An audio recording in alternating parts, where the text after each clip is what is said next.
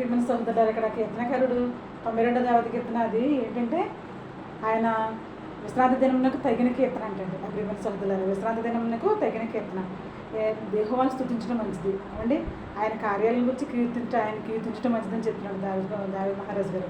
తర్వాత ఆయన చేతి పనులు ఎంతో చక్కగా ఉన్నాయని చెప్తున్నాడు. ఆయన చేతి పనులను బట్టి నేను ఎంతో సంతోషిస్తున్నానని చెప్తున్నాను నా ప్రియమైన సహోదరులారా. 92వ దేవత కీర్తన 4వ వచనంలో నీ చేతి పనులను బట్టి నేను ఎంతో సంతోషిస్తున్నానని చెప్పింది. యెహోవా నీ క్రియలు ఆశ్చర్య కార్యాలు, నీ యొక్క కార్యాలు ఎంతో దొడ్డవి, నీ క్రియలు ఎంతో దొడ్డవి అండి.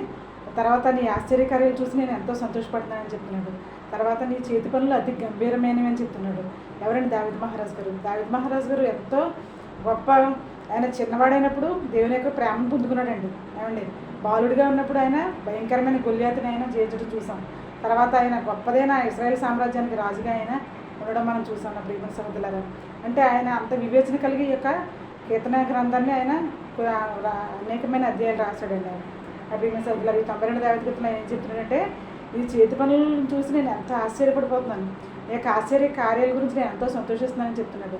ఆయన ప్రతిరోజు కూడా ఆయన సృష్టిని ఎంతో గొప్పదైన ఈ సృష్టిని తయారు చేసినప్పుడు ఆయన ప్రతిరోజు కూడా ఆకాశమును భూమిని వెలుగుని చీకటిని చేసిన తర్వాత ఆయన సృష్టి 6 రోజుల్లో కూడా ప్రతిరోజు చేసిన తర్వాత సూర్యచంద్ర నక్షత్రాలు, ఏమండి, భూమిలో విత్తనాలు ఇచ్చే ఫలాలు, విత్తనాలు ఇచ్చే చెట్లు, తర్వాత ఫలాలు ఇచ్చే చెట్లు, తర్వాత పుష్పములు ఇచ్చే చెట్లని, మొక్కల్ని వీటన్నింటిని కూడా ఆయన నాటి ఉన్నాడండి. ఆయన తయారు చేసి ఉన్నాడు, సృష్టించి ఉన్నాడు నా ప్రియమైన సహోదరులారా.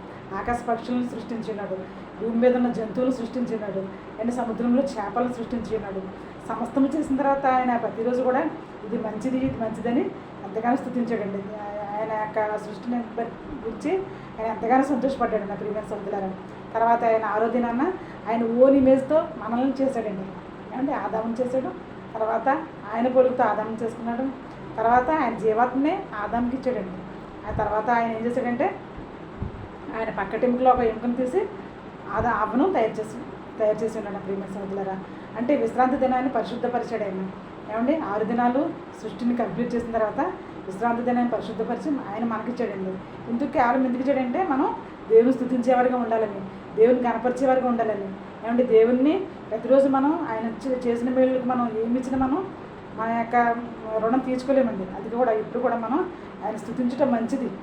ఇక్కడ కీర్తనకారుడు చెప్తున్నాడు, యెహోవాను స్తుతించడం మంచిది, యెహోవా నీ నామం కీర్తించడం మంచిది నా ప్రియమైన సహోదరులారా. అదే చూడండి, ఆయన అంటున్నాడు పశుప్రాయాలు అంట. ఇంకా కింద వచనాలు ఏమనుందంటే పశుప్రాయాలు దీన్ని గ్రహింపరంట, పశుప్రాయాలు దీన్ని గ్రహింపరు. తర్వాత అవివేకులు దీన్ని వివేచింపరంట నా ప్రియమైన సహోదరులారా. అంటే ఇప్పుడు పశుప్రాయత్వం అనేది మనం ఉండకూడదండి. దేవుడు మనకు సమస్తం చేసిన తర్వాత మనం థ్యాంక్స్ గివింగ్ చేయాలి ఆయనకి. ఎప్పుడు కూడా మనం కృతజ్ఞతాస్తుతులు చెల్లించే వరకు మనం ఉండాలండి. ఆదివారం కంపల్సరీగా మనం దేవుని యొక్క ఆవరణంలో ఉండాలి. కీర్తనకారుడు చెప్తున్నాడు. అలాంటి వారు ఏ విధంగా దేవుని యొక్క ఆవరణలో ఉండేవారంట, లెబనోను పర్వతం మీద ఉండే దేవదారు వృక్షముల వలె ఎదుగుతారంట. ఆయన ఖర్జూరము వలె మువ్వే ఎదురు. తర్వాత లెబనోను పర్వతం మీద ఉండే ఒక దేవదారు వృక్షాలు చాలా ఎత్తుగా ఎదుగుతాయండి. ఆ దేవదారు వృక్షం చూస్తుంటే ఎంతో చాలా అందంగా ఉంటుందండి. అది చక్కగా ఉన్నగా ఒక పెద్ద స్తంభం వల్లే చాలా స్ట్రాంగ్గా ఎదుగుతుందండి. అది కేవలం అమెరికాలో అక్కడక్కడ ఉంటాయండి చెట్లు. ఏమండి, అవి చాలా ఉన్నతమైన కళగా ఉంటాయండి. పసుపు రంగులో చాలా చక్కగా ఉంటాయండి. వాళ్ళు ప్రతిష్టాత్మకమైన వస్తువులు తయారు చేయడానికి ఆ దేవదారు వృక్షం లేక చెక్కను వాళ్ళు వాడతారండి నా ప్రియమైన సహోదరులారా. అంత విలువైనవి అన్నమాట.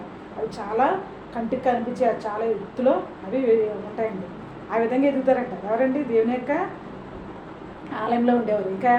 ఇంకా కింద వచనాలు ఏముందంటే 92వ అధ్యాయంలో వాళ్ళు ఆ దేవుని యొక్క ఆలయంలో ఆవరణలో వర్ధిల్లుతారంటండి.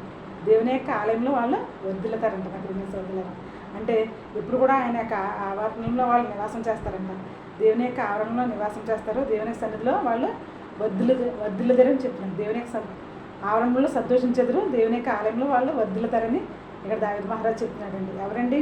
దేవుని యొక్క కార్యాలను బట్టి ఎవరైతే సంతోషించి ఉత్సహిస్తూ దేవుని స్తుతిస్తున్నారో వారు ఈ విధంగా వర్ధిల్లుతారని దేవుడు మనకి చెప్తున్నాడండి నా ప్రియమైన సహోదరులారా. చాలామంది అజ్ఞానంలో పశుప్రాయాలు దాన్ని వివేచింపరంట.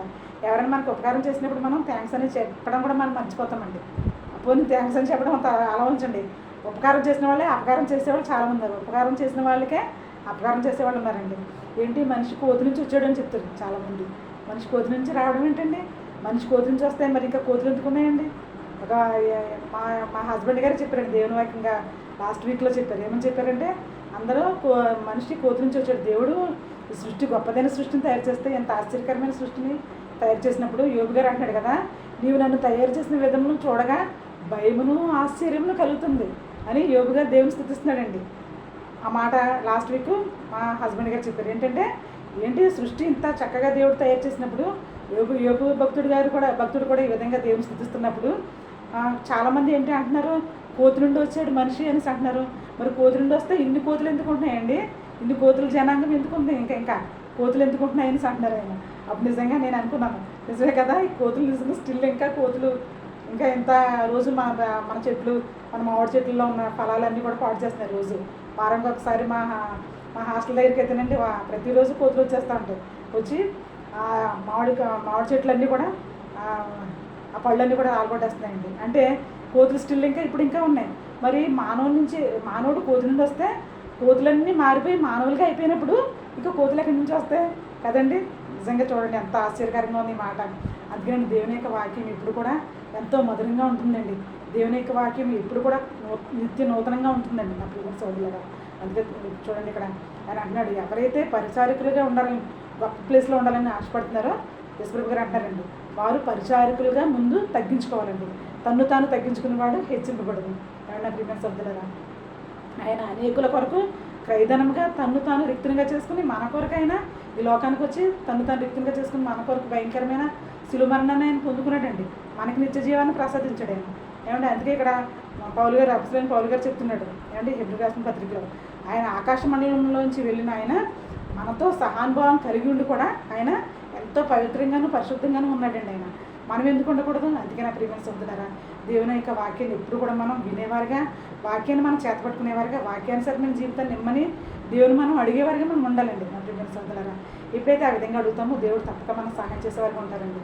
ఆయన అంటారు కదా, అపోస్తలుడైన పౌలు గారు అంటాడు, ఆయన మనతో సహానుభావం కలిగి కూడా ఏనాడు కూడా టెంప్ట్ అవ్వలేదండి. ఏనాడు కూడా ఏ శోధనలకైనా లొంగిపోలేదు. నా ప్రియమైన సోదరులారా, శోధనలను తప్పించుకునే మంచి ఉపాయాన్ని ఆయన దేవుని యొక్క వాక్యం ద్వారానే ఆనాడు సాతానికి ఆయన చెప్పి ఉన్నాడు. నా ప్రియమైన సోదరులారా, సాతాన్ని గద్దించి ఉన్నాడు వాక్యం చేత. అట్టి విధంగా మనం ఈ లోకంలో జరిగే ఈ యొక్క భయంకరమైన శోధనలకు మనం దేవుని యొక్క వాక్యం ద్వారా మనం అనేకులకు బుద్ధి చెప్పేవారుగా ఉండాలండి. ప్రతి విధమైన పాపాన్ని మనం ఖండించేవారుగా ఉండాలండి. ఖండించినప్పుడు మనం తప్పకుండా దేవుని యొక్క సామ్రాజ్యాన్ని మనం నెలకొల్పేవారుగా మనం ఉంటామండి. నా ప్రియమైన సోదరులారా, ఎక్కడ మంచి జరుగుతుంటే ఆ మంచిని మనం సపోర్ట్ చేయాలండి. చెడ్డ జరుగుతుంటే కనుక దాన్ని మనం ఖండించేవారుగా ఉండాలి. ఈనాడు క్రైస్తవుల మీద ఎన్నో భయంకరమైన దాడులు జరుగుతున్నాయండి. ఈవెన్ ప్రధానమంత్రిగా ఉన్న వాళ్ళు కూడా ఎవరు కూడా ఆ ప్రధానమంత్రిగా ఉన్న ఆ మోడీ గారు కూడా కనీసం ఇది తప్పు, క్రైస్తవుల మీద ఇలా దాడులు జరగకూడదు. మన దేశం లౌకిక ప్రజాస్వామ్యం లౌకికపరమైన దేశం మనది. ఏ మతానికి కూడా మనం ఒకే మతానికి మనం సపోర్ట్ ఇవ్వమండి. అన్ని మతాలు సర్వ మతాలు సమానంగా మనం చూస్తామనేసి ఈ యొక్క భారతదేశం లౌకిక దేశంగా మనం ప్రకటించుకున్నామండి. రాజ్యాంగంలో ఆ విధంగా గుర్తున్నదండి అన్నమాట. అయితే గుజరాత్లో కావచ్చు, చాలా చోట్ల భయంకరంగా క్రైస్తవ బిడ్డల మీద ఎన్నో భయంకరమైన అల్లర్లు జరుగుతున్నాయండి. పాస్టర్స్ని కొట్టి చాలా భయంకరంగా హింసిస్తున్నారు. నా ప్రియమైన సోదరులారా, వాళ్ళు ఏం మాట చెప్తున్నారండి? పాపానికి దూరంగా ఉండమని చెప్తున్నారండి. దేవుని యొక్క వాక్యాన్ని వినమని చెప్తున్నారు. వాక్యానుసారమైన జీవితాన్ని ప్రసాదించమని దేవుని కోరుకోండి. అనేకులకు మంచి చేయండి. పేదవారికి సహాయం అవసరమైన వారికి సహాయం చేయండి. కష్టంలో ఉన్న వారికి ఆదుకోండి అని చెప్తున్నారండి పాస్టర్ గారు. ఏమని చెప్తారు పాస్టర్స్ అందరూ కూడా? దేవుని బిడ్డలైన వారు అందరూ కూడా ఏం చెప్తున్నారంటే, పేదలైన వారిని కనికరించండి, అపాయంలో ఉన్న వారిని ఆ యొక్క అపాయం నుంచి బయటపడే విధంగా మనం చూడాలి, నిత్య నరకాగ్నికి పోయే వారిని మంచి మార్గంలో నడిపించే విధంగా మనం చేయాలని వాక్యంతోనే వాళ్ళు బోధిస్తున్నారండి. వాళ్ళ సొంత మాటలు ఎవరు చెప్పట్లేదండి. నా ప్రియమైన సోదరులారా, మా బైబిల్లో ఉందండి. మన బైబిల్లో ఏముందంటే ప్రకటన గ్రంథం 21వ అధ్యాయం చివరి అధ్యాయంలో ఏముందంటే, ఈ వాక్యంలో ఒక మాట కూడా మనం కలపకూడదండి. కలిపితే కనుక దీనిలో ఉన్న